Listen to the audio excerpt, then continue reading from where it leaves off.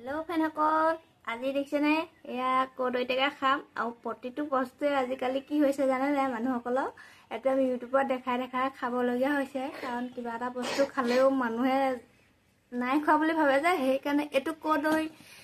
এটো আপেল এনেকে খাব লগিয়া হৈছে আৰু লগতে ময়ো খাইছো আৰু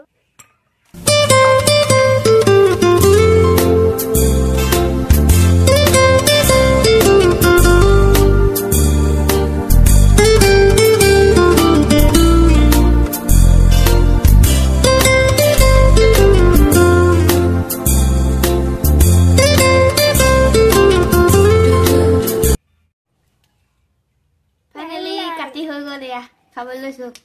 কেনকা আপোনালোকৰ আগতে মই মিঠা নে টেঙা খাই দেখাম বাও